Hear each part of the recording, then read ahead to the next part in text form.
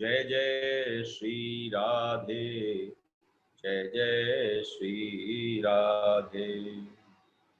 बोलो श्री राधा रमण लाल की जय, श्री चार भुजानाथ की जय, श्री गिरधर गोपाल की जय। आप सबको प्रणाम। कल जहां पर विश्राम लिया गया और उस समय एक नवाब और उनके वजीर पहुंच जाते हैं। उन्होंने अपने राज्य में चित्तौड़ की मल्लिका के बारे में सुना, और जब चित्तौड़ की मल्लिका के बारे में सुना तो उनसे रहा नहीं गया हिंदुओं का वेश धारण कर कर, और बिल्कुल वैसी ही पगड़ी और सब कुछ तैयार कर कर नवाब और वजीर स्वयं उस मंडली में सम्मिलित हुए जहां साधु संत आदि यात्रीगण सब विराजे हुए थे। और हमारी मीराबाई मौज से, आनंद से अपने गोविंद के लिए गीत गा रही थी। आज जैसे कोई व्यक्ति कहीं पहुंचकर अपना आपा खो देता है, ऐसे नवाब का आपा खो गया। नवाब का शरीर जैसे अपने सुध में न था। उसे सबसे अद्भुत बात लगी कि ठीक है, हुनर होता है, नूर होता है किसी किसी में, लेकिन इन सब चीजों के साथ सोने पे सुहागा क्या था? उस परमात्मा से, उस उनकी भाषा में अगर कहूं, उस परवरदिगार से मोहब्बत हो जाना। देखो, प्रेम सबसे अद्भुत और विलक्षण अवस्था है। और आपसे एक बात कही गई, ये सारी कथा हम और आप बैठकर सुन क्यों रहे हैं? केवल इसीलिए सुन रहे हैं क्योंकि इसके केंद्र में प्रेम है। इसके केंद्र में साक्षात गोविंद है, वो विराजमान है। और जब सारी बात कह दी, अपने आप को संभाला, जैसे तैसे वहां से उठे, और करने के पश्चात उन्हें लगा कि हम तो दुश्मनों के खेमे में आए हुए हैं, जितनी जल्दी हो सके वहां से निकलते हैं। तो आज वो नवाब और वजीर जब वहां से निकले तो आपस में बातचीत करने लगे। अपने घोड़े दौड़ा दिए, रास्ते में थोड़ा बहुत शांत उनको जब किया तो उसने कहा, पता नहीं ये राजपूत कौन सी मिट्टी के बने होते हैं। और जब जब मैं ये वीर गाथाएं सुनता हूं राजपूती स्त्रियों के विषय में, तो मेरे रोंगटे खड़े हो जाते हैं। एक सबसे विशेष बात है, कौन से फौलाद से बनकर, किस फौलाद से बनकर ये जमीन पर उतरते हैं। एक औरत के पीछे चाहे तो पूरी दुनिया तबाह कर दे, अपना संसार मिटा ले। हमारे पास भी तो कुछ ऐसे शब्द है ना जो हम यूज करते हैं, जड़, जोरू और जमीन। इसके लिए सब लड़ने को तैयार हैं, लेकिन अगर राजपूतों की कहानियां सुनी जाएं तो मात्र एक स्त्री के पीछे सब कुछ तबाह करने को तैयार है। ऐसा अगाध उनका एक विशेष प्रेम होता है। जब उन्होंने बातचीत करना आपस में प्रारंभ किया कि क्यों भूलते हो, कि जिस समय नवाब ने और वजीर के साथ बात करी तो उसने कहा, खान तुम भूलते क्यों? इनकी औरतें भी तो देखो। तुम राजपूतों को कहो कि कौन से उससे फौलाद से बनकर उठे, इनकी औरतों को भी देखो। गैर मर्द के हाथ में पड़ने से पहले अपने आप को जिंदा आग में घुसा देती। अरे शरीर अगर छूट जाए तो बिल्कुल धधकती हुई अग्नि जिससे 20-20 फुट दूर तक सारे संबंध खड़े होते हैं। अरे इनकी पत्नियां जाकर उस चिता पर बैठ जाती, सती हो जाती, उस एक के साथ जीवन को स्वाहा करना पसंद करती है। आग न मिले तो भी तो खुदकुशी कर लेती हैं। अब ऐसी औरत के पीछे अगर दुनिया तबाह भी कर लो तो कौन सी बड़ी बात है? ये आपस में नवाब और वजीर बात कर रहे हैं। आप सही फरमाते हैं, आप बिल्कुल सही कह रहे हैं। इस मामले में हम लोग इतने खुशकिस्मत नहीं है, हमारे यहां पर इतने बंधन नहीं है, क्योंकि सबसे बड़ी बात है यह तो मोहब्बत और दिल में उतरने की बात है। जिसको देखते नहीं है, जिससे पहले आमना सामना नहीं होता, बस एक बार गठजोड़ा हो जाए तो जन जन्मांतर का संबंध मान लेते। अरे राजा के यहाँ कोई कोई औरतें ख्वाबिंद रहते भी बेवाक जिंदगी बसर करती, उनका कोई होता नहीं तो भी बेवाक जिंदगी बसर करती हैं, फिर भी दूसरे के यहाँ कभी जाना पसंद नहीं करती। बहुत बड़ा अंतर है। और तुम्हें एक बात देखना, जब कोई आए अपनी पूरी गरिमा के भीतर, तो आज नवाब ने कहा, तुमने देखा उस मल्लिका को, अगर इसको वहां की राजपूती भाषा में कहा जाए, उस मल्लिका को देखा, क्या कृपा है इस प्रजा के ऊपर कि ऐसी मल्लिका पाई है। मीरा के बारे में बात करते करते जा रहे थे, और सबसे बड़ी बात है उनके पुरुषों की भी देख लो, उन्होंने ऐसी दिलेरी और विरासत में पाई है कि कभी कभी गर्दन से, उनकी तलवार से गर्दन काट भी जाए तो बिना सर का धड़ जो है वो भी तलवार चलाता रहता है। वीरता के सामने बड़े से बड़ा योद्धा भी उनके सामने नतमस्तक हो जाता है। और सबसे बड़ी बात है कि हम उनके दर्शन कर कर आ रहे हैं। प्रजा तो आनंदित है जो रोज उनको देख पाती है, लेकिन आज का ये सफर जो है वो खाली हाथ नहीं रहा।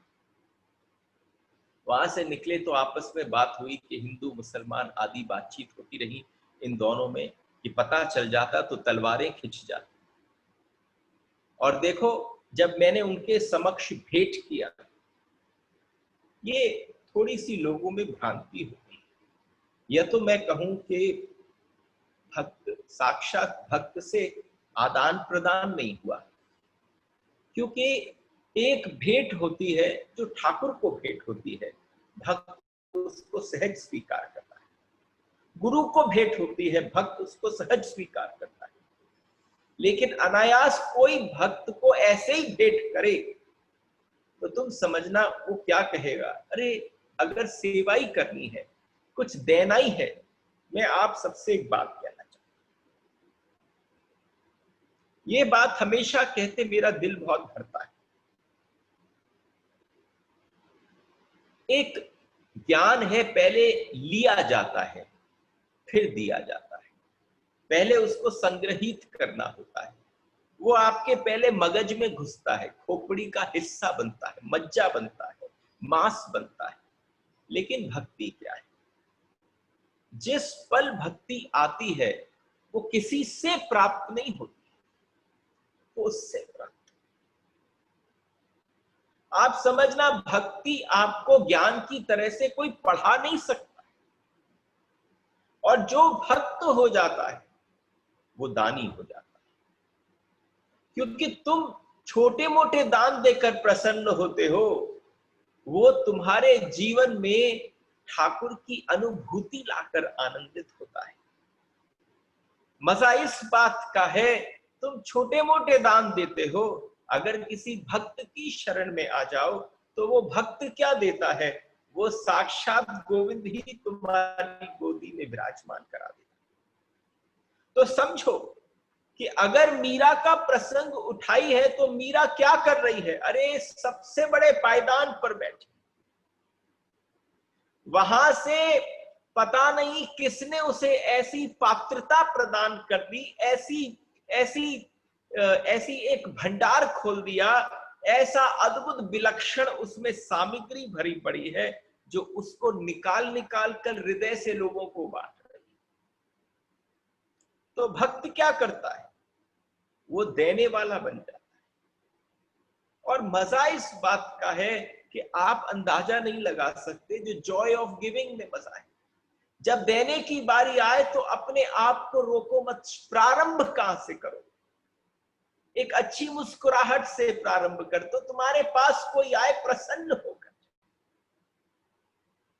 यहाँ पर पीछे पीछे उनके पता चला, थोड़ी बहुत इधर उधर बातचीत होने लगी, और जब आपस में बातचीत बढ़ी तो लोगों ने कहा कि वो जो दो घुड़सवार थे वो मुसलमान लगते थे, हिंदू वेश में आए थे। ये बातें थोड़ी बढ़ी, निकलते हुए मंदिर में खुसर खुसर होने लगी, और इस बात को लेते लेते सबने सोचा क्या करें। अरे तुमने वो हीरे की कंठी देखी जो वहां उसने पेश करी, बेशकीमती थी। ये सारी बातें होनी, चलो चलो धीरे धीरे स्वर में, बाद में जोर जोर से बातें होने लगी। मीरा के कानों में भी पड़ी कि मीरा ने कहा जाओ विधर्मियों को मारो। मीरा ने कहा क्या छीन लिया हमसे किसी ने, हमारे ठाकुर के दरबार में आकर, हमारे मंदिर में आकर तो नतमस्तक होकर नमन ही करके गए। ऐसी धारणा न रखें। लेकिन जब आपस में जैसे राजकाज की बात होते हैं वो बातें बढ़ने लगी। किसी ने कहा मंदिर भ्रष्ट कर दिया, किसी ने कोई और बात कही, किसी ने कुछ और कहा, सबकी बातें होती रही, जात पात की बात होती रही, मंदिर भ्रष्ट होने की बात होती रही, जो 500 वर्ष पूर्व होती थी, कभी कभी वो आजकल भी कहीं कहीं खुसुर खुसुर होती रही। वो सारी बातें आपस में होती रही। लेकिन मीरा ने सबसे कहा शांत रहें, अगर राष्ट्र की, हमारे प्रजा की सुरक्षा की बात है तो जाकर राणा जी के पास बात करो, यहां मंदिर में सिवाय कीर्तन की और कोई बात ना हो। राणा जी के पास कान पहुंची, और जैसे ही राणा जी विक्रमादित्य के पास बात पहुंची तो उन्होंने अपनी बहन उदा से कहा जीजा, अरे आपने सुना, आपने सुना कि नहीं सुना? कि नहीं नहीं, क्या हुआ? भाभी मारा ने नई आफत खड़ी कर दी, हमारी भाभी ने आज नई आफत खड़ी कर दी है, नाक कटवा दी है सिसोदियों, आज कहीं मुंह दिखाने के लायक नहीं छोड़ा। तो उन्होंने पूछा क्या हुआ? उन्होंने कहा कुछ बाकी नहीं छोड़ा। अरे फरमाए तो सही कि सारंगपुर का नवाब आया था, सारंगपुर का नवाब आया, मंदिर में बैठकर उसने भाभी मारा से भजन सुने और बातचीत करी, और भेंट के रूप में हीरे की कंठी अर्पण कर दी, बेशकीमती हीरो की कंठी उसने वहां पर अर्पण कर दी। मैं तो जीजा हुकुम कहीं मुंह दिखाने के लायक नहीं रहा, बिल्कुल नाक काट दी इन्होंने मिस। क्या करूं पता नहीं, कौन से पाप किए थे, ऐसी कुलक्षणी कुलंकनी हमारे घर पर बहू बनकर आ गई, हमारी भाभी बनकर आ गई। जिस दिन से पग धरा उस दिन से आप देखो अवस्था क्या घटी। आपस में विक्रमादित्य अपनी जीजा उदा बाईसा से बात करते हैं। महाराणा ने अपने प्रबंध की ढिलाई की बात नहीं कही कि सारी तरफ सीमाएं खुली हुई हैं, कोई भी शत्रु खुलेआम भीतर तक प्रविष्ट कर जाता है, गढ़ तक पहुंच जाता है, महल तक पहुंच जाता है। लेकिन महल तक पहुंचने के पश्चात कहीं उससे उसका परिचय नहीं पूछा जाता। यहां पर अपनी ढिलाई की बात नहीं करी, लेकिन यहां पर सारा का सारा दोष हम अपनी भाभी के ऊपर जड़ दिया। अपनी भूल दिखाई कैसे देती है किसी को? हमें ही नहीं दिखाई देती। आप समझो, जब कोई पद गायन होता है तो वो पद क्या कहता है भूल के ऊपर? कृपा भई तब मानिए जब दिखे अपनो दोष, कृपा तब मानिए जब आपको अपना दोष, और आप समझना उसी को कृपा कहा जाता है। लेकिन अगर आप कहीं पर भी अपना दोष न देखें, सामने में सब में दोष दिखे, तो आप समझो फिर ये कहीं घड़ा भरेगा। उसके बाद उन्होंने कहा सब्र की सीमा। देखो, थोड़े कमर कस के बैठ जाओ। कल से मैंने आपसे एक वचन लिया था कि जब जब मीरा हिलोले लेगी अपने भक्ति के, गिरधर गोपाल और उनके बीच में कोई लीला का आस्वादन प्रारंभ होगा, तो मैं आपको सुनाऊंगा नहीं, मैं आपको दिखाऊंगा। मैं आपको साक्षात मीरा की जो उस समय की अवस्था थी उसके दर्शन, इसके लिए साथ देना मेरा, कि आप इतने एकाग्रचित्त होकर उन लीलाओं में प्रवेश करो कि आप अपने आप को वहां खड़ा देख पाओ। आज जब महाराणा ने कहा कि सब्र की सीमा हो गई, अब तो या तो मैं रहूंगा इस राज्य में या ये मेणथड़ी रहेगी राज्य।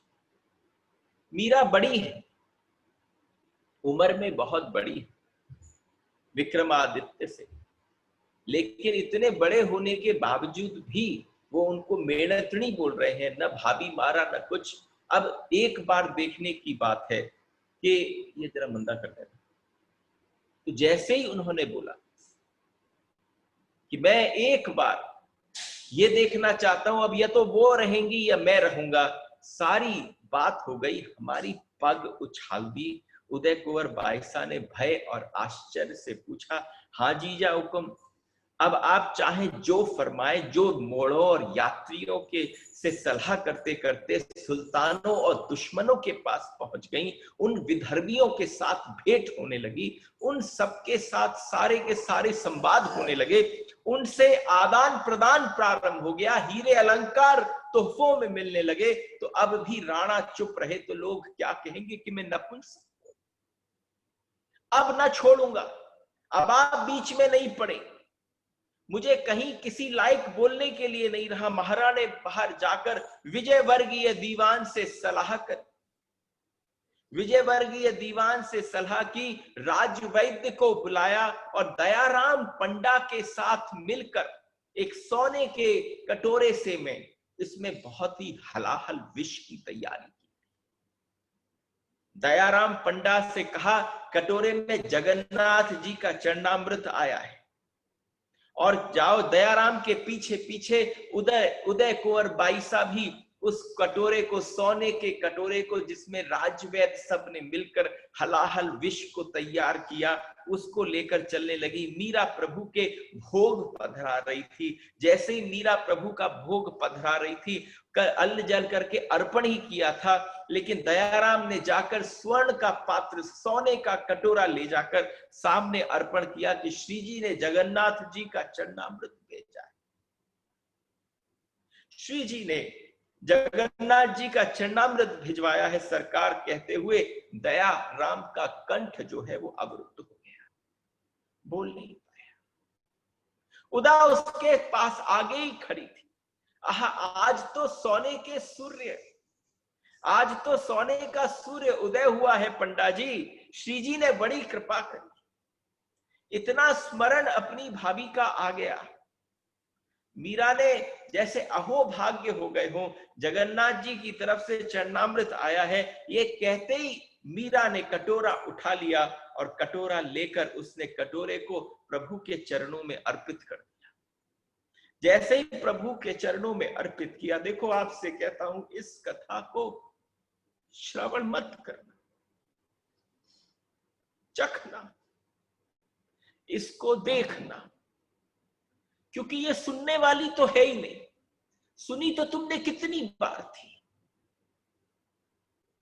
सुनी और ये कहीं किसी मानस पटल पर रह गई कि मीरा को किसी ने विष भेजा। अगर इतनी सी घटना होती तो इतनी बार बार आपको टोकता नहीं कि इसको जरा ढंग से देखने की चेष्टा करना। मीरा ने सोने का पात्र गिरधर गोपाल के सामने झुककर अर्पण कर दिया और कटोरे में प्रभु के चरणों में रखते हुए बोली, ऐसी कृपा करो हे मेरे प्रभु, राणा जी को भी सद्बुद्धि हो, आपकी भक्ति नहीं जाए। आप समझना कि आप जब किसी को प्रणाम करते हो, दंडौत करते हो, और किसी गुरुजन को करो, किसी भक्त को करो, तो पहले तो ये कहावत थी, ये परंपरा खराब हो गई। ये परंपरा खराब कहाँ हो गई कि यहां पर सबने कहा नहीं नहीं भाई, आपको हाथ स्पर्श कर चरण स्पर्श करना चाहिए ना। हमारी भारतीय संस्कृति में स्पर्श की जगह ही नहीं, स्पर्श था ही नहीं। साधु संतों को भी कैसे चरण स्पर्श होते थे कि जब वो चल पड़ते थे, उनके जाने के बाद जो उनकी पद चिन्ह होते थे, उस पद चिन्ह की जो मट्टी होती थी वो माथे पर धारण कर ली जाती। ये परंपरा ही गलत कर दी कि जब तक तुम माथे पे हाथ न धरो तब तक आशीर्वाद न मिले। ऐसा यहां पर उसने कहा कि भक्ति कौन मांग रही है, भक्ति राणा के लिए मीरा मांग रही। मीरा ने कहा अहो भाव से भर गई कि आज इस जगन्नाथ जी के चरणामृत को भेजा है। उसी समय उसने जब भोग धरा तो उसने अपना तंबूरा उठाया, तंबूरा लेकर खड़ी हो गई और खड़ी होकर उसने भगवान के सामने जब पद गान प्रारंभ किया, तुमको शरणागत की लाज, उस पद को गान किया। उस पद में था तुमको शरणागत की लाज। और जब शरणागत की लाज का प्रथम किया तो चंपा, गोमती आदि जितनी भी दासियां थोड़ी दूर दूर खड़ी, सारी दासियां थोड़ी दूर दूर खड़ी थी। सारी दासियां दूर खड़ी होने के पश्चात लाचारी से देख रही थी उदा बाईसा के सामने क्या बोले। दयाराम पंडा ले आया है, सबको उसमें पता चलता है कि कुछ ना कुछ गड़बड़ है, क्योंकि आज उदा के चेहरे पर भाव दूसरे,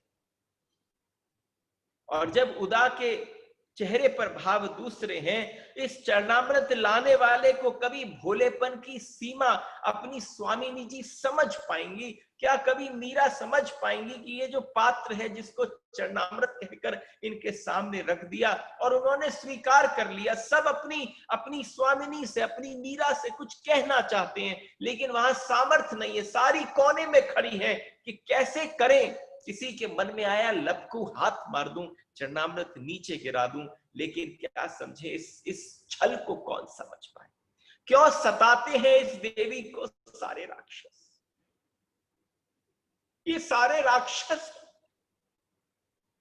और उस समय पर भजन पूरा हुआ, अरे दर्शन की घड़ी आ गई,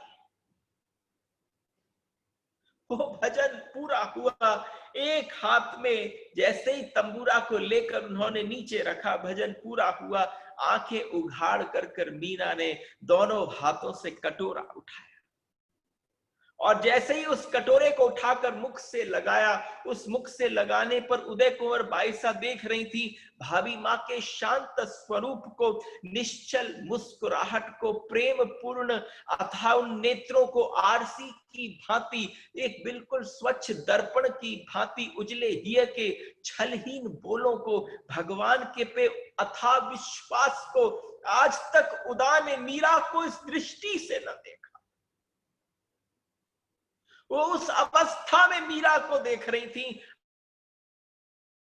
पहली बार मीरा को देख जब उन्होंने सोने का पात्र उठाया तो ऐसा लगा कि ये नेत्र जो है वो भक्ति टपका रहे हैं, ये जो मुस्कुराहट है ये प्रेम का साधन कर रही है, ये जो रूप लावण्यता है ये भगवान के ऊपर से ग्रेस उतर रही है। जब इन सब भाव को देखा, अथाह विश्वास देखा, मन में आया उसके, उस समय मन में आया कि भाभी मारा क्या नहीं जानती कि श्री जी उन पर कितने रुष्ट हैं, कितने क्रोधित हैं। मिथिला की मौत ने क्या उन्हें चेतावनी न दी? क्या उनकी जो दासी मिथिला थी उसकी मौत ने चेतावनी न दी? क्या वो चार जो आई थी दासियां, रामड़ी राबड़ी आदि सब, उन सबको वहां पर देखकर उन्हें समझ में न आया कि षड्यंत्र के जाल बुने जा चुके हैं? आज उदा के मन में भावना की उठती चली जा रही थी। उसने कहा क्या करूं, भगवान के भरोसे क्या कोई भक्त इतना भी भरोसा कर सकता? मैंने कभी ये भरोसा देखा नहीं। या भरोसा साक्षात शरीर लेकर खड़ा है, ये जो भरोसा है ये साक्षात खड़ा है। कहते ही भक्त और भगवान दो नहीं होते, वास्तव भक्त और भगवान दो नहीं होते, दिखते दो हैं। वो परमात्मा उसके भीतर बैठ जाता है और उसके भीतर बैठकर जो उसको करना करवाना होता है, भक्त की कहां हैसियत होती है कि वो उस समय बुद्धि लगा पाए। उस समय जो करता है वो परमात्मा करता है। अरे राणा जी तुले हैं, राणा जी तुल्य हैं इनसे मारने के लिए, मैं भी तो उनका साथ दिए जा रही। यहां पर मीराबाई को जैसे ही देखा भगवान के आगे, उस चरणामृत को उठाते हुए देखा, इतने भाव आने पड़े, भाभी मारा मर जाए तो मुझे क्या मिलने वाला है? अगर आज भाभी मारा की मृत्यु हो जाती है तो मुझे क्या मिलेगा? केवल पाप ही तो मिलेगा। या यदि नहीं मरी तो भगवान का कोप उतरेगा मेरे ऊपर। उदा अपने मन ही मन इतनी बातों, इतनी चर्चाओं के भीतर लिप्त हो रही थी। न जाने कौन सा पाप किया है मैंने, न मेरे को पति का सुख मिला, न मेरे को संतान का सुख मिला, और न कभी मां बनने का सौभाग्य मिलेगा भविष्य में। अरे मेरा जीवन कैसा हो गया? बरसों मासों कभी कभार पति के ईडर गढ़ से जब आते हैं तो दर्शन हो जाते हैं। ये नारी जन व्यर्थ ही चला गया। और न योग सधा न भोग सधा, अद्विच अटकी रह गई हूं। उदा के मन में आज इतनी हिलोले ले रहा है, ऐसा लगा जैसे परमात्मा आज वहां बैठकर उसके मन का मार्जन कर रहे हो। भोग, और वह सब स्वप्न में नहीं किंतु मेरे भाग्य में घर में बैठी गंगा आई है। अरे पागल थोड़ी नहीं थे हमारे बाबोसा और हमारे बाबजी हुकुम, हमारे साक्षात भोज, वो दोनों पागल थोड़ी न थे कि इनकी हर प्रसन्नता के लिए, हर चीज देने के लिए बिल्कुल तैयार हो जाते। हे उदा, तू लोहा है और इस पारस के चरण पकड़ ले, तू भी स्वर्ण की हो जाए। हे उदा, उसके मन में ऐसी बात उठने लगी कि तू भी बिल्कुल लोहे की भांति है। ये सामने तेरे पारस खड़ा है, इस पारस से स्पर्श कर ले, इस पारस को आलिंगन कर ले। अरे पता नहीं ये कपूर की सुगंध कब व्याप्त हो जाए, हवा के भीतर कपूर रहे न रहे, जिससे पहले कि उसकी सुगंध भी गायब हो जाए, इस कपूर से ही जाकर इसकी सुगंध ही को ले। और जब उसने बोलना प्रारंभ किया तो कल्पना न रही, उसके मन में चढ़ता रहा, ये अवसर मत खोदा। उसे लगा इसकी जो अंतरात्मा है वो चेत हो गई है, वो उससे कह रही है उदा चेत। कितनी बार हम सबकी अंतरात्मा हमसे कहती है ये चेत, बहुत निकल गई, अब तो उससे लग। तू संसार से लगा पड़ा है, तू लोगों से लगा पड़ा है, तुझे आज तक कुछ नहीं मिला, अब तो चेत। उस अवस्था में जहां चेत चेत, सारी बातें धूमिल हो गईं, केवल एक ही शब्द निकलता रहा, चेत चेत उदा, चेत उदा, चेत उदा, चेत। और करते करते उसी समय, क्या करूं, कल्याण का समय है, अपने आप को संभाल न पाई। एकदम भजन पूरा हुआ, मीरा ने जैसे ही उसको उठाया, कटोरे को, अपना मुंह खोला, उसमें से जैसे ही, तभी कुंवर उदा बाईसा जो है जोर से चीख पड़ी, भाभी मारा रुक जाओ, भाभी मारा रुको। जैसे ही उन्होंने कहा रुको तो भाभी ने कहा, मीरा ने नेत्र खोलकर पूछा क्या हुआ उदा बाईसा? ये विष है। उसी समय उसने कहा इस कटोरे में विष है। मैं आपसे कहना चाहती हूं, आप मत आरोगो, हलाहल है, कोई साधारण विष नहीं है। अगर इसकी एक बूंद भी अंदर चली गई तो आप समझना कुछ नहीं बचेगा। उन्होंने समीप जाकर भाभी का हाथ जकड़ लिया और विश्व खिलखिलाकर हंस, और मीरा खिलखिलाकर हंस पड़ी और एक तिरछी दृष्टि से अपने गिरधर गोपाल की ओर देखने लगी। इधर तो उधा बाईसा खड़ी थी, हाथ पकड़े, एक हाथ में प्याला, एक हाथ उदा के हाथ में और तिरछी दृष्टि गिरधर के हाथ में। और फिर उन्होंने कहा जो मैं ठाकुर को अर्पण कर चुकी, अब वो कुछ भी हो, अब वो चरणामृत बन, अब मैं वो अपने ठाकुर के समक्ष गिरधर गोपाल के आगे उस सोने के पात्र में रख चुकी। अब वो जो भी हो, विष हो, जो तुम कहती हो, लेकिन वो मीरा के लिए चरणामृत बन गया। और उसी समय लिया जगन्नाथ जी के चरणामृत को मुंह में पूरा डाला, और डालने के पश्चात वहां पर जो दयाराम पंडा था वो कांपने लग गया, उसकी पिंडलियां जो थी वो थोड़ी कमजोर हो गई। मैं कुछ नहीं जानती भाभी, ये क्या किया भाभी आपने? जब तक कि वो बोल पाती, जब तक कि वो कह पाती, तब तक उतनी देर में तो पूरा का पूरा विष जो था वो मीरा के भीतर प्रविष्ट कर गया। और जब मीरा के भीतर प्रविष्ट किया, उसने कहा, कैसी बात? मीरा ने कहा, चरणामृत आया हो जगन्नाथ जी के नाम से, उसको न लूं? कौन जाने कौन तो आज मेरी लाल जीसा को, आज साक्षात राणा जी को भगवान और भाभी की याद आई है, और आज ही मैं उनकी भेजी हुई सौगात को फेर दूं। ये असंभव है, फेरने जैसी हो तो फेरू। अरे प्रभु का चरणामृत कर कर भेजी है, चरणामृत को कैसे भेज? और उस समय पर ये विष आदि सब, और प्रभु की लीला परंपार है, जिसको ले जाना होगा उसको ले जाएंगे, जिसका समय आ गया है उसको कोई नहीं रोक सकता। और जैसे ही कहा पधारे, पंडा जी ने कांपते हुए कटोरा अपने हाथ में लिया, और उस कटोरे को लेकर डगमगाते हुए पदों से वे चले गए। मीरा ने फिर एक तारा उठाया। आज की अवस्था वहां उदा खड़ी है, वहां उदा के साथ दयाराम पंडा कंपित हो रहे हैं। आज सब अवस्थाओं के बीच में मीरा ने कहा, अरे तंबूरा ले आ, जहां बैठी थी। एक पल के लिए मीरा जब बैठी तो पता नहीं कौन सा आनंद उस समय मन के अंदर उछरा। ऐसा लगा कि आज जितने भी बंधन थे, सारे बंधन खुल गए, सारे बंधन छूट गए। और उन सारे बंधनों में से रिश्तों के बंधन, आज यहाँ लोक लाज हया के संबंध, जितने संबंध थे छूट गए। हाथ में तंबूरा लिया और उसने चंपा से कहा, ओ चंपा इधर आ, आज ले मेरे पांव में घुंघरू बांध। और जैसे ही दौड़कर घुंघरू आए तो उन घुंघरुओं को दोनों दासियां नीचे बैठ गईं।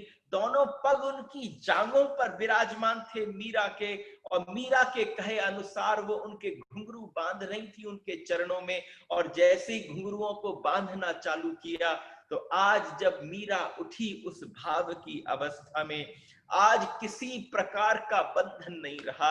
जितने खूंटे थे संबंधों के, सारे संबंधों के खूंटे टूट गए, सारी बेड़ियां खुल गईं। आज जो है, अब तक जो चलता था मेवाड़ में, वो चलता था कीर्तन। आज मीरा खड़ी हुई, और जैसे ही खड़ी हुई तो वो सबसे पहली बार अपने घुंघरुओं को लेकर भगवान के आगे नमन कर कर ऐसा नृत्य किया जिसको हम कहते हैं पद घुंघरू बांध मीरा नाची।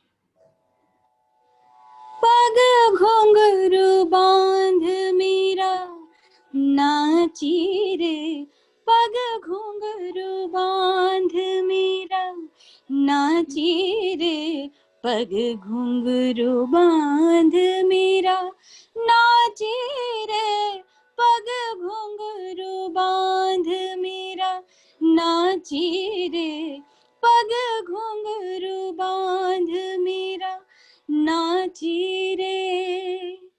मैं तो अपने नारायण की, मैं तो अपने नारायण की आप ही हो गई दासी रे, आप ही हो गई दासी रे।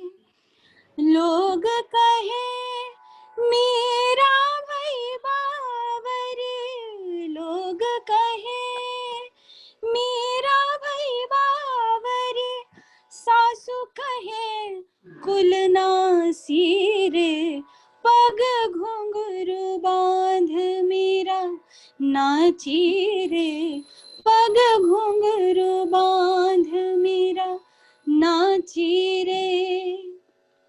विष का प्याला राणा जी भेजा, विष का प्याला राणा जी भेजा, पीवत मीरा हासी रे, पीवत मीरा हासी रे। मीरा के प्रभु गिरधर नागर, मीरा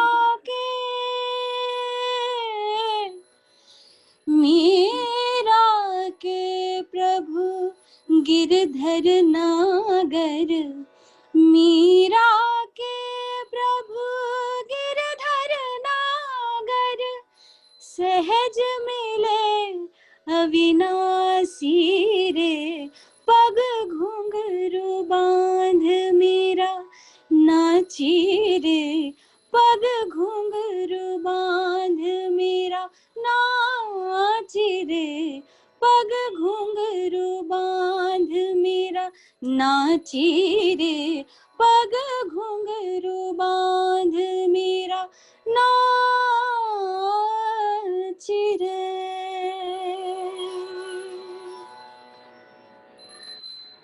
ऐसा नाची,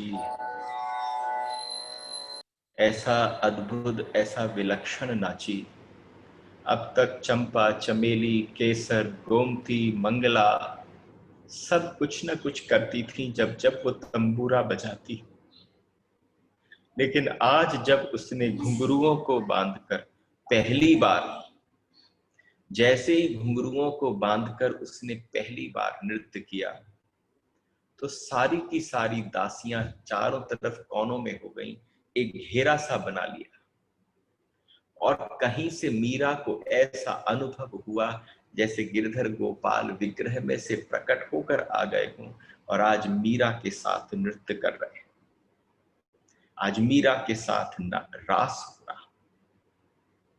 सारी दासियां आंखों में आंसू भरकर निश्वास छोड़ रही थी। एक एक आंखों में निश्वास, श्वास लेना मुश्किल हो गया था। उदय कुंवर बाईसा आश्चर्य की सीमा न रही, हृदय को मथा जा रहा था, हलाहल विश।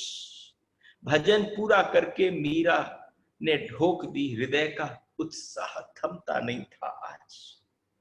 आज इतना उत्साह था मीरा में कि हृदय का उत्साह थमता नहीं था। विक्षिप्त की भांति उन्होंने मूरत को छाती से लगा लिया और यथेष्ट, जैसे प्रेम की एक अवस्था को मोहरे, अनगिनत मोहरे जिसको चुंबन कहें, वो गिरधर लाल के आज पूरे उनके मुखारविंद पर देने लगी। बाईसा हुकुम, दासियां उदय कुंवर बाईसा जाती हुई, रोती हुई अपनी अपनी स्वामिनी के अपनी मीराबाई के चरणों को जाकर पकड़ लिया। और उस समय उनकी गोदी में गिरधर गोपाल हाथ से लगे हुए थे, हृदय से जकड़े हुए थे। सारी की सारी दासियां चरण पकड़ कर बैठी थी। उदा बाईसा जो है वो रो रही थी, उनके रोने की आज अवस्था नहीं। अब हम क्या करें? अरे ऐसा लगता है बावरी हो गई, क्या रो रही हो? उन्होंने सबकी पीठ पर हाथ फेरते हुए कहा कि तुम क्यों परेशान हो रही हो, तुम चिंता ना करो। आज मीरा ने सारी दासियों को रोका, आपने जहर क्यों आरोपा? आपको पता न चला? देखो ये बात कही तो थोड़ी देर में गई, लेकिन ये घटना बहुत जल्दी घट गई थी। जब तक कि मीरा के हाथ में वो कटोरा आया और उस कटोरे के साथ हाथ पकड़ा उदा ने, उतनी देर में मीरा ने पान कर लिया। ये सारी तो मानसिक चर्चा थी। सारी गोपियां सारी दासियां रोने लगी और रोकर उन्होंने पकड़ के कहा, आपने जहर क्यों पी लिया? आप ये बताओ। तो उन्होंने कहा, मारने वाला कौन है? ये बैठा है, इसका प्रसाद, इसने प्रसाद भेजा, इसका प्रसाद था, अर्पण हो गया एक बार। अब मेरे ठाकुर ने जो जिस चीज पर मुंह लगा दिया, होठ स्पर्श कर दिए, वो प्रसादी मीरा न खाए। उस प्रसादी को कैसे छोड़ दूं जो मैंने गिरधर गोपाल के आगे रख दिया? अब चाहे कुछ भी हो, लेकिन ठाकुर की, गिरधर गोपाल की जो प्रसादी है वो नहीं छोड़ी जा सकती, इसलिए मैंने उसका पान कर लिया। सब सारी दासियों ने कहा, आप मेड़ता चली जाओ, छोड़ दो चित्तौड़ को, मेवाड़ को त्याग दो, क्योंकि यहाँ पर आपकी कोई कदर नहीं, सब आपको मारना चाहते हैं। अरे क्यों बोली? प्रभु मेड़ते में है, चित्तौड़ में नहीं बसते, ऐसा सोचती हो? प्रभु सब जगह विद्यमान है, ऐसा संभव नहीं। ये सारी धरती, इस पर बसने वाले जीव भगवान के ही निपजाए हुए हैं, ये सब उसी की लीला है। तुम भय को त्याग दो, केवल भक्ति। तुम भय त्याग दो। आप समझना, होती कब है भक्ति? तुम अपने संदेह में जीते हो, तुम अपने संशयों में जीते हो। तुम्हें परमात्मा की भक्ति करने के साथ भी तो संशय होता है, संदेह होता है उसकी सत्ता, इसलिए भक्ति होती नहीं। भक्ति का दिखावा हो सकता है, लेकिन भक्ति नहीं घटती। भक्ति तब घटती है जब न संशय होता है, न संदेह होता है। यहां मीरा के मन में कुछ नहीं था, अथाह विश्वास था। उसके बाद जैसे ही वो दयाराम पंडा जो है वो पहुंच गया विक्रमादित्य राणा के पास, और राणा के पास जाकर उसने बोला, हाँ भाई काम हो गया। राणा ने बोला, तो उसने कहा, क्या बात है पंडा जी, ऐसा क्या देख रहे हो, ऐसा क्या हो गया? कि नहीं जी हुक्म कुछ कहना था। कि बोलो। उदा बाईसा जी ने, बाईसा हुक्म ने एकदम जैसे ही कटोरा हाथ में लिया और उनके लेते ही उन्होंने कहा, इसमें जहर है, इसको मत पीजिए, ये विष है। यह सुनकर मेरी तो पिंडलियां कांपने लगी कि अभी अभी मृत्यु के घाट उतार दिया जाऊंगा। सरकार की ड्योढ़ी पर बैठे हुए मेड़तिया जो चौकीदार थे वही मेरी गर्दन काट देंगे, टुकड़े टुकड़े कर देंगे। लेकिन कुंवरानी सा के कहने के बाद वो सुनकर हंस पड़ी। वो हंसी अद्भुत थी, मेरे कानों में घुस रही है। दयाराम पंडा बोल पड़ा, वो जो हंसी थी वो हंसी साधारण नहीं थी। ऐसा लगता था उनके भीतर बैठकर कोई दिव्य आत्मा खिलखिलाकर हंस रही है, जैसे उसका कोई कुछ बिगाड़ नहीं सकता। दयाराम पंडा ने बोला, और छूटते ही उसने बोला, उल्टे बाईसा को समझाने लगी, अगर आ गई है तो कोई टाल नहीं सकता, और अगर टली हुई है तो कोई ला नहीं सकता। ऐसे जानबूझकर प्रत्यक्ष इस विष को, इस हलाहल विष को कौन पान करता है? उन्होंने जैसे ही कहा, इसको कौन पान करता है, गले लगाया, सो तो उसके साथ जाना भी पड़ेगा। महाराणा बोले, 2 घड़ी में सुन लेगा कि मेड़तनी अभी मर गई, अभी अभी तो गया है, 2 मिनट रुक। उन्होंने कहा, उन्होंने जानबूझकर उस जहर का पान कर लिया। आज उस मेवाड़ के राणा को पूरा विश्वास था कि साधारण विष नहीं था, राजवैद्य ने तैयार किया था। 2 घड़ी बाद देखना कैसी रोने की स्वर सुनाई देता है। अब आज्ञा हो अन्नदाता, ये कहने लगा। जैसे ही उसने कहा तो पंडा ने कहा, इस बात को बाहर नहीं कहूंगा पर मेरी जान बख्शें। उसी समय उदा दौड़ी दौड़ी आई, और उदा जब पधारी तो उदा का मुंह सूखा हुआ था, भाल पर उसके पसीना था, बूंदे सांस ले रही थी, ऐसा पूरा मुख हो रहा था। आज उदा के मुख पर कहीं रूप न दिखता था, घबराई हुई थी, उसे समझ में नहीं आ रहा था कि क्या घट गया है। उदय कंवर बाईसा ने आकृति, उन्होंने पूछा, सब कुछ हो गया? उन्होंने जिस तरह जवाब दिया ऐसा लगा न हाँ है न ना है। उसी समय राणा ने पूछा, अरे बताओगी भी कि हुआ कि नहीं हुआ? मारा भाभी जीवित? राणा ने पूछा, मारा भाभी जीवित है? तो उदा बाईसा ने कहा, भाभी जी। मुंह से शब्द न निकले, जैसे हवा के साथ कुछ निकला हो। उन्होंने कह दिया, आश्चर्य में आंखें फैल गई। और जब आश्चर्य से आंखें फैली, दयाराम पंडा भी तमाशा देख रहा था। चरणामृत का नाम सुनकर वो प्रसन्न हो गई, प्याले को ठाकुर जी के सामने रखकर भजन गाया। और उस समय मेरे पे रहा नहीं गया, मैं इस पाप में भागीदार न बनना चाहती थी। मैंने उनको रोका लेकिन रुकी नहीं। उन्होंने सिर्फ कह दिया, जब जगन्नाथ जी का चरणामृत है, ये कहकर भेजा है, तो ये जगन्नाथ जी का ही चरणामृत होगा, इसमें विष नहीं हो सकता। ऐसा भरोसा नहीं देखा। उदा बाईसा ने राणा से कहा, ऐसा भरोसा न देखा। और सचमुच मेरे को लगता है आज उदा ने पहली बार बोला, हाथ जोड़कर राणा के आगे कहा, बख्श दो। वो वास्तव में भक्त है। हमारे पूर्वजों ने देखो उनकी कैसी कैसी मिन्नतें रखी। उनको प्रसन्न करने के लिए उन्होंने अपने जीवन को न्यौछावर कर दिया। उनको छोड़ दो। क्यों? क्योंकि वो वास्तव में भक्त है। राणा वाह जीजा वाह, अरे वो ऐसी जादूगरनी है, उसने तुम्हारा भी मन पलट दिया। तो आज उदा ने कहा वो जादूगरनी नहीं है, मैं अपनी आंखों से देख कर आई हूं, वो भक्त हैं। अरे उस वैद्य ने कोई चतुराई करी होगी, अभी बुलाता हूं। प्रहरी को भेज दिया, जाओ उस वैद्य को बुला कर लाओ। वैद्य को जब आया तो वैद्य ने कहा क्या बात हो गई? वैद्य ने कहा कि हमसे झूठ बोला तुमने। राणा ने कहा कि नहीं नहीं, मैंने जो जहर तैयार किया, आपके आदेश अनुसार अगर हाथी को भी पिला दो तो हाथी भी छटपटाएगा। हाथी भी छटपटाकर मात्र 2 क्षण में अपना जान खो बैठेगा। वो कोई साधारण नहीं था। मैं जानना चाहता हूं किसने उसको पा लिया? ऐसा लोहे के शरीर वाला कौन है? उदा वहां खड़ी थी, लोहे का नहीं, पारस। पारस, लोहा हम सब हैं, वो पारस है, उसको जहर का असर नहीं हुआ। अरे हम सब शरण में पहुंच जाएं, आप राज्य करो, उनको भक्ति करने दो। उदा ने जिस समय ये कहा उनको भक्ति करने दो, राणा सोच में डूब गए। आज्ञा हो अन्नदाता, वैद्य जी ने उपस्थित होकर अभिवादन किया, लेकिन जब कहा कि अरे तेरे उस जहर से तो एक रोए का बाल भी गर्म न हुआ, इसका मतलब तूने कोई चतुराई करी होगी। उस वैद्य ने मना कर दिया, उसने कहा नहीं, आप विश्वास करिए। उसी समय 4 संतरियों को बुलाया। सोने का कटोरा पास में था, उस सोने के कटोरे के अंदर थोड़ा बहुत रह गया था, आखिरी की कुछ बूंद। उस समय उसका मुंह खोला गया जबरदस्ती।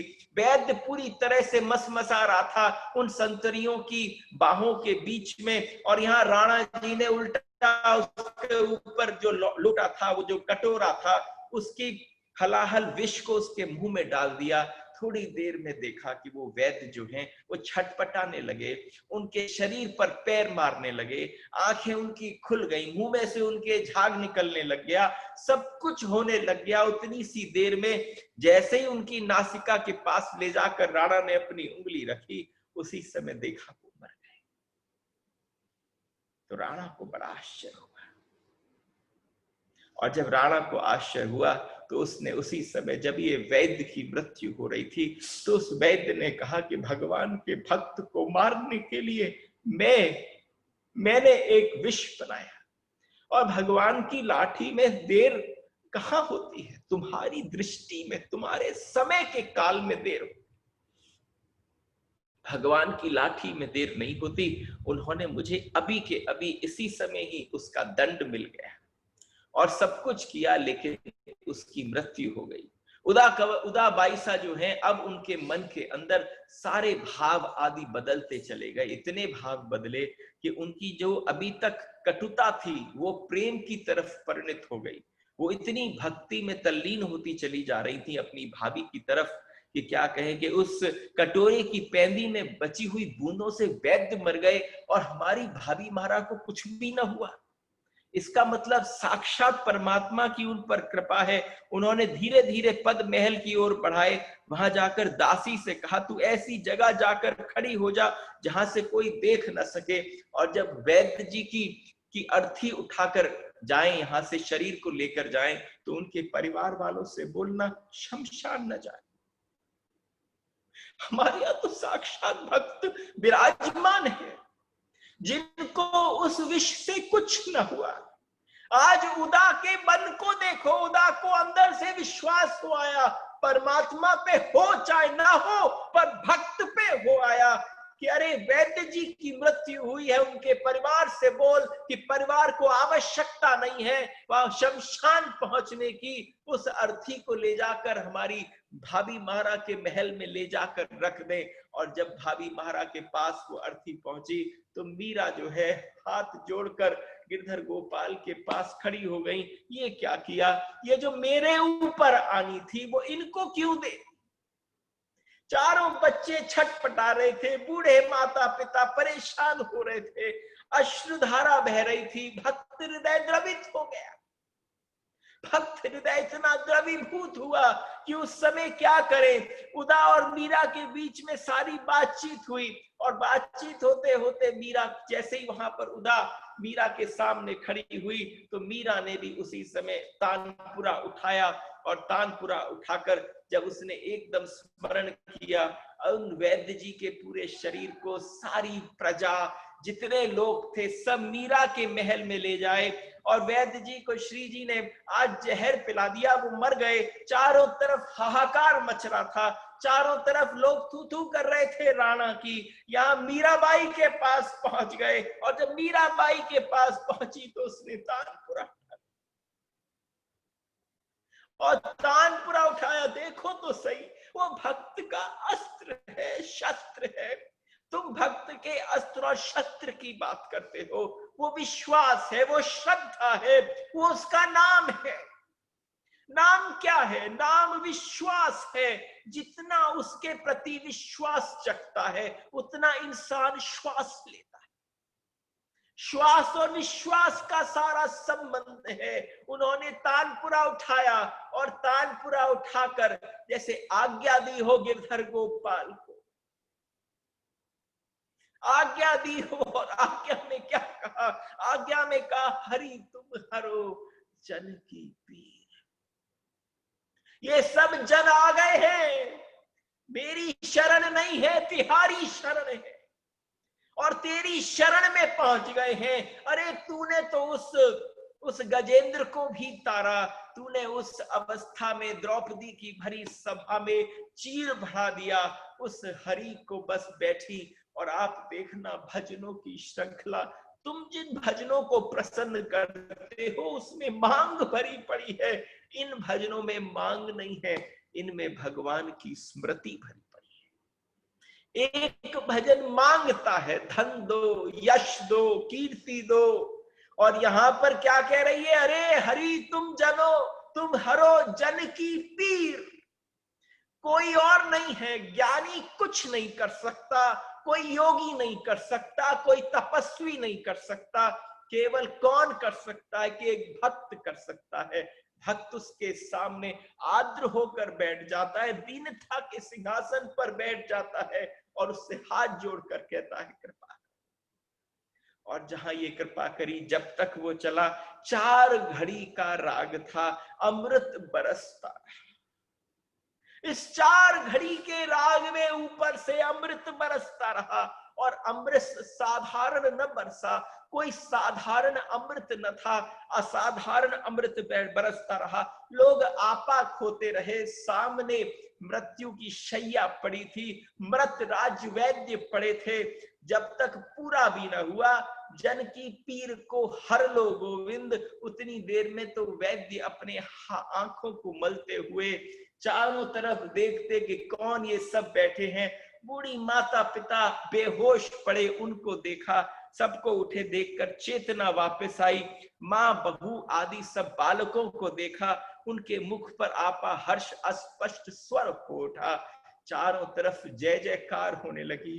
एकदम मेणतनी जी के सिंहासन पर बैठकर जैसे ही सबने कहा मेणतनी जी की, तो उसी समय मीरा बोल पड़ी, रुक जाओ। अगर तुम चाहो कि मैं तुम्हारे पास दोबारा मिलूं, बैठूं,